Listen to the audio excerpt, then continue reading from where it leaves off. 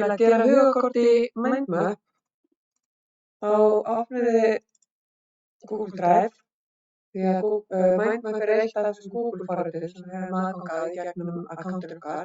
Við förum svo í nýtt hérna til vinstri, förum í fleiri og veljum Mindmap 2.0.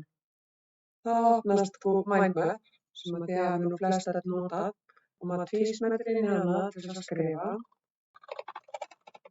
Ég myndi mér að gera vefsíðu bara ég klika matreiðslu og ýmislegt sem ég hef verið að gera. Þannig að ég vil út úr vefsíðunni búa til barn. Það get ég gert annarkvort með því að ýta þennan takka hér eða það sem ég hef vanið með að gera að ýta á tab-takkan. En tab-takkin er takkin sem er með örfum til vinstri og hægri vinstra megin á lyklaborðinu. Og til þess að gera systkini þá get ég ýtt á þetta hérna. Systkini þýðir með sömu fjarlægð frá miðjunni eins og þessi hér. Þá get ég annarkvort ýtt á þetta hérna, insert sibling note eða ýtt á enter-takkan. Ég get að gera bara nokkur hérna. Segjum að þetta sé það sem ég ætla að gera. Ég get þá skrifað út úr þessu, gert með tab-takkanum Súldi, smákökur, pítsur, réttur. Þegar við förum alltaf úr því almenna yfir í hið smáa. Við minnkum alltaf meira. Ef ég verður með Súldi þá get ég sett þetta í ýmiss konar uppskriftir og ýmislegt þannig.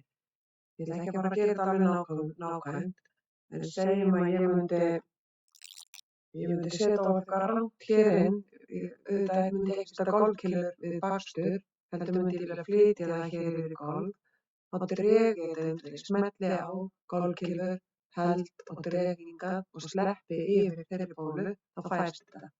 Síðan get ég fært bólurnar með því að smella á þær, draga og þá flytjast þær til.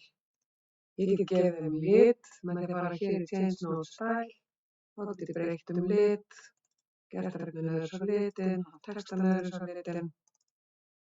Þetta verður ekki reyndar neitt mjög skýrt með mér, en þið áttu ykkur nokkurn veginn á því hvernig þetta virkar. Það er hægt að setja myndir og ýmislegt og best lærir maður með því að fikta. Þið getur líka stækkað og minnka letrið með því að fara í þetta hérna tab, Large Node Font, og þá bara smellir maður eftir því hvað maður vill hafa stórt eða minnkar það aftur. Síðan er gott að muna að af því að þetta vistast ekki sjálft, þá verður maður annars að muna við alltaf að ýta á save-takkan hérna. En það sem er ennþá betra er að ýta hér að horfa á þessa appelsínugulu línu hér og ýta á turn on autosave og samþykkja það hér. Þá mun hún vista á 60 sekúndna fresti hugakortið ykkar og þið þurfið aðeins að muna að þegar þið eruð að fara að loka hugakortinu að passa að það sé engar vista breytingar. Ef þetta stendur er blátt þá þurfum við að ýta á save, en ef það er bara grátt þá er búið að vista þar breytingar.